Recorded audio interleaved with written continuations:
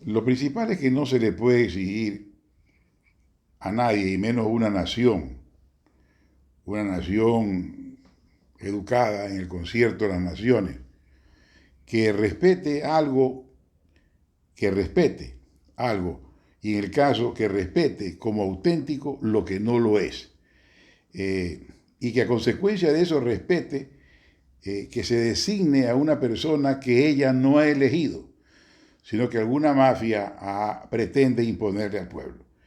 El derecho a elegir, que está consagrado en la Carta de los Derechos Humanos, en todas ellas, pues supone una elección transparente.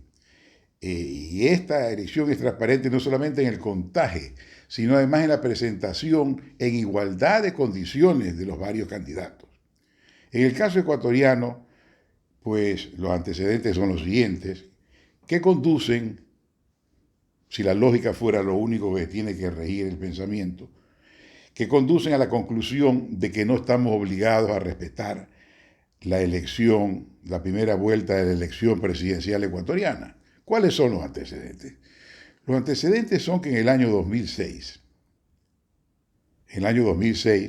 hubo una elección presidencial. Y en esta elección presidencial recuerdo que competimos 11 o 12 personas, candidatos. Y entre ellos el señor Correa. Y no supimos en ese momento, sino mucho tiempo después, de que él había recibido financiación de las fuerzas revolucionarias, financiación, es decir, dinero, de las fuerzas revolucionarias de Colombia. Y ganó la elección porque compitió en ventaja. Es decir, Colombia por primera vez puso presidente del Ecuador. Este es un antecedente. Luego tenemos también como antecedente el hecho de que respecto de esta votación en el Ecuador reciente de 2021, resulta de que eh, el vocero del Ejército de Liberación Nacional de Colombia anunció eh, que ellos respaldarían a Arauz, y así lo dijo, aquí y allá. Él hablaba de Colombia, lo que estaba diciendo que es de aquí. Y allá también en el Ecuador respaldaremos al señor Arauz. Se supone en el sentido si es que no se le reconoce el resultado oscuro que se supone fraudulento de la primera votación. Este es otro antecedente. Y por último, como antecedente también el hecho de que el dictador venezolano también lo dijo respecto de esta elección ecuatoriana que harían respetar, no es lo mismo exactamente, pero estoy obligado a recordar lo que dicen los analfabetos, pero lo cierto es que amenazaba con que haría respetar la elección de Arauz. Incuestionablemente entonces el señor Arauz es el candidato del comunismo. No solamente el candidato del señor Correa, sino el candidato del dictador venezolano, el candidato de las fuerzas revolucionarias de Colombia.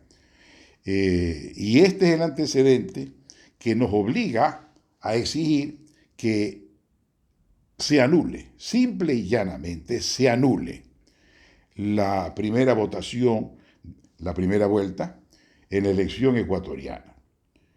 Y se repita esta votación porque no está obligado el Ecuador a respetar lo que no está transparentado, lo que no es auténtico, lo que no se ha contado realmente. Los tramposos que hicieron trampa en la primera vuelta y que de hecho la han hecho la trampa, no tienen por qué haber dejado de ser tramposos y en la segunda vuelta volverán a cometer fraude. Volverán a cometer fraude. El fraude aquí además tiene otros perfiles. No solamente se trata de imponer al señor Arauz con una votación supuesta de 3 millones de votos que nadie cree que pueda tenerlos, que no puede tener esa votación, sino que además hay indicios vehementes de que lo que se ha querido también es excluir en forma brutal al candidato indígena en las elecciones ecuatorianas. Entonces son dos las facetas, ya no solamente una, porque una es suficiente para que eso sea declarado nulo. El candidato Pérez, que así se llama, Guartambel, Él ha presentado, lo dijo hoy día, aunque no lo hubiera dicho, ha presentado pues 2.000 o 10.000 papeletas que demuestran que como él no tuvo ni un solo voto, cuando en otra papeleta también del Tribunal Electoral o de las juntas receptoras había obtenido votación. Es decir, esto no puede seguir. Es decir, tenemos que ser terminantes para no caer no, en que el país vaya a permitir que asuma el poder un elemento comunista que derribe o termine por derribar nuestras instituciones.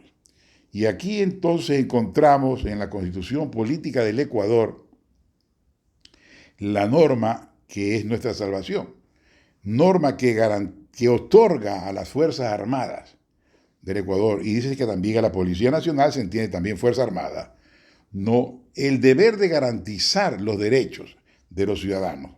El primero de ellos es el derecho a elegir, el derecho a elegir y de luego ser elegido, que en este caso no se está respetando. En consecuencia, pues yo acudo a las Fuerzas Armadas y ya ellas han recogido el llamado, que ya no es solamente mío, sino de muchos, de que las Fuerzas Armadas están obligadas a cumplir esa garantía en una forma escueta y terminante. Señores, eso es nulo y repitan, nosotros, garantes de esta elección, no, la consideramos nula y no estamos obligados entonces a respetar esos papelitos que ustedes han emitido de la noche a la mañana. Eso es todo.